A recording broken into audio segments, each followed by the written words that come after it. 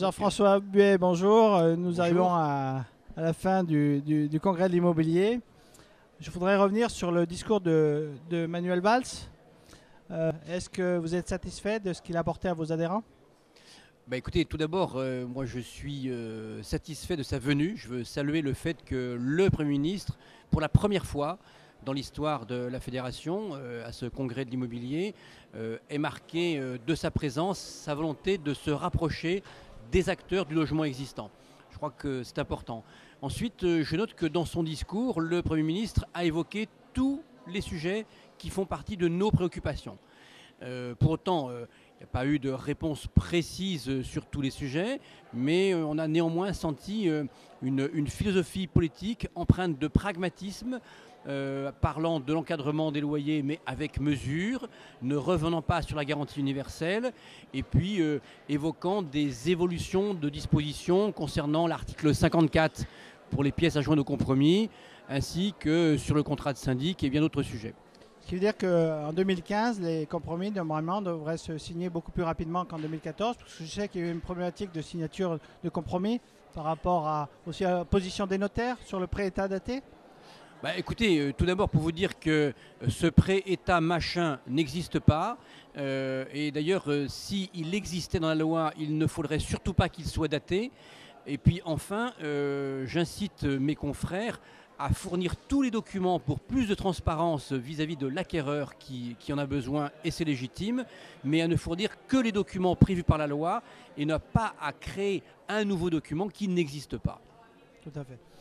Si on peut faire un petit bilan pour 2014, lors de la conférence de presse, vous avez annoncé quelques chiffres.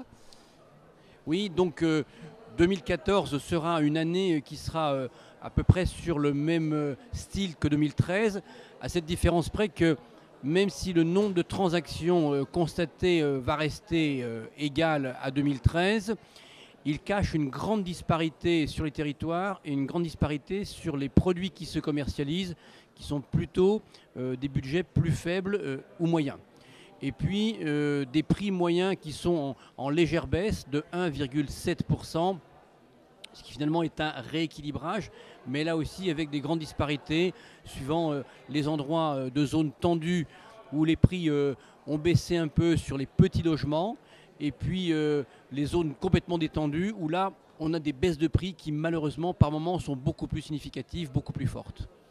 Pour rebondir sur la tribune d'Henri Buzicazo, et si l'immobilier allait bien? Pour vous, est-ce que l'immobilier va bien en 2014? Écoutez, je crois que ce n'est pas à nous à le dire, c'est aux consommateurs de le dire. Est-ce que l'acquéreur, le vendeur, est-ce que le propriétaire, est-ce que le locataire considère que tout va bien? Je ne suis pas certain qu'on puisse leur faire dire ça. Parce que pour le vendeur, c'est quand même compliqué de vendre, compliqué dans le délai, compliqué de trouver un acquéreur, compliqué sur la forme. Pour l'acquéreur, c'est compliqué parce qu'il n'a pas forcément toutes les facilités pour se faire financer. Pour le propriétaire investisseur, il a l'impression d'avoir été malmené par la loi Allure. Et pour le locataire, ça n'est pas plus facile, malheureusement, pour se loger. Donc je pense que même si globalement le volume des transactions reste raisonnable, néanmoins, on a quand même des progrès à faire pour apporter satisfaction à nos clients. Vous parliez des locataires, justement. Manuel Valls a dit qu'il abandonnait l'idée de mettre en place la GUL, la garantie universelle des loyers. Est-ce que vous pensez que c'était une bonne chose aujourd'hui? Je crois que l'abandon de cette GUL est une bonne chose. Effectivement, envisager une garantie qui soit universelle, qui soit obligatoire, qui soit la même pour tous et qui coûte très cher au pouvoir public était une sottise. On revient vers un dispositif qui est celui que la FNE m'avait proposé il y a maintenant 2 ans et demi, qui est plus un dispositif à tiroir avec des possibilités de garantir le locataire en fonction de sa typologie. La clé pour les étudiants, Action Logement pour les salariés précaires, la GLI pour ceux qui ne sont pas en situation de précarité, etc., etc. Il a annoncé aussi vouloir travailler avec vous sur le bail puissance 3. C'est ce bail qui devient le bail solidaire, effectivement. Ça fait maintenant plusieurs années que la fédération porte le projet. On est en phase de finalisation et de chiffrage du dispositif. L'idée étant de de proposer, et non pas d'imposer, mais de proposer aux bailleurs qui le souhaitent un contrat de bail avec un montant de loyer inférieur au loyer de marché, en contrepartie d'avantages qui lui seraient consentis. Une réduction totale ou partielle de la taxe foncière pendant une durée déterminée, une réduction sur l'ISF, un abattement supplémentaire sur les revenus fonciers, une aide, une subvention qui permettent de loger dans le parc existant de façon immédiate et plus rapide, des locataires qui seraient donc fiabilisés par le niveau de loyer et qui auraient donc plus de pouvoir d'achat sans pour autant que ça coûte cher à la collectivité, en tout cas bien moins cher que la construction de logements publics sociaux. Est-ce que vous pensez réellement qu'un gouvernement de gauche, aujourd'hui, va toucher à l'ISF? Écoutez, je crois que ce gouvernement, quelle que soit sa couleur politique, est empreint de pragmatisme. Et c'est ça qui nous anime également, c'est d'essayer de pointer du doigt quelles sont les solutions pour arriver à du résultat. Même si ça n'est pas l'ISF, ça sera à ce moment-là sur un autre curseur qu'il faudra jouer, mais je crois qu'on est entendu sur la philosophie générale du dispositif. Oui, tout à fait. Donc, effectivement, vos 2 années de travail sur le terrain avec le gouvernement et avec vos adhérents commencent à payer aujourd'hui, puisqu'il y a un signe quand même fort si on décrypte dans le discours de Manuel Valls. Il va travailler avec vous sur le bail puissance 3, la simplification aujourd'hui des différents documents, mais aussi sur le code de déontologie. Il a annoncé aussi que le CNTGI va travailler sur le code de déontologie, et c'est quelque chose que vous avez déjà, que la FNEM a proposé déjà dès 2005, si je... C'est ça. Nous avons, signé et voté à l'unanimité moins une abstention lors d'une assemblée générale en 2005, un code d'éthique et de déontologie pour la FNEM. Et c'est vrai qu'on est en train de travailler avec nos 2 autres syndicats amis pour avoir un code d'éthique et de déontologie qui s'impose à toute la profession, les professionnels adhérents d'ailleurs à un syndicat, enfin à une organisation ou pas.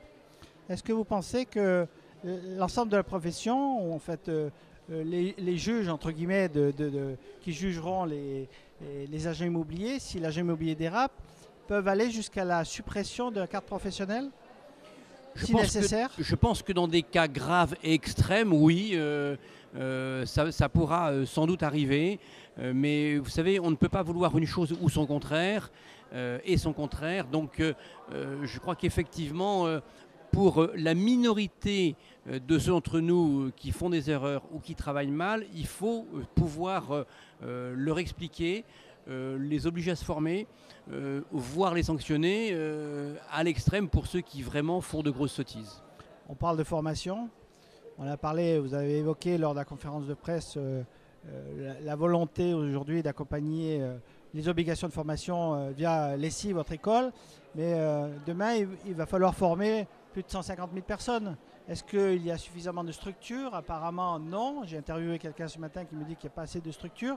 Est-ce que vous envisagez de développer des structures en région? Tout dépend de ce que l'on met derrière le terme formation. Et je crois que tout le monde ne parle pas de la même chose.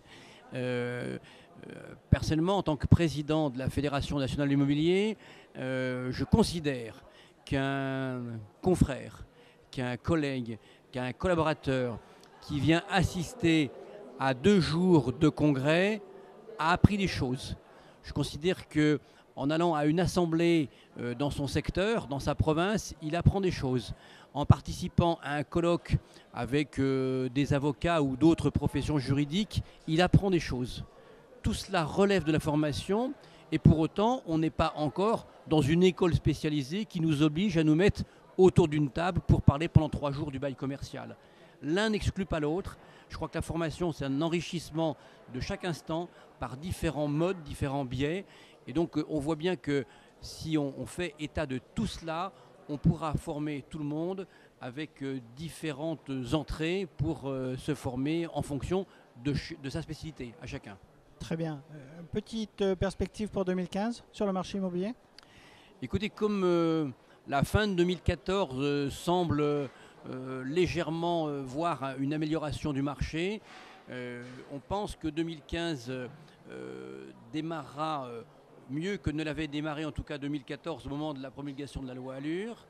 Et puis On espère aussi que tous ces gestes montrés par les uns les autres, le gouvernement, les pouvoirs publics, les professionnels, vont réussir à rétablir le minimum de confiance dont nous avons tous grand besoin pour arriver à négocier entre nos vendeurs, nos acquéreurs, nos locataires, nos bailleurs, nos copropriétaires, nos syndics. Donc je suis confiant sur cette prise de conscience qui s'est faite cette année. Très bien, merci Jean-François et Merci. à très bientôt. Merci David.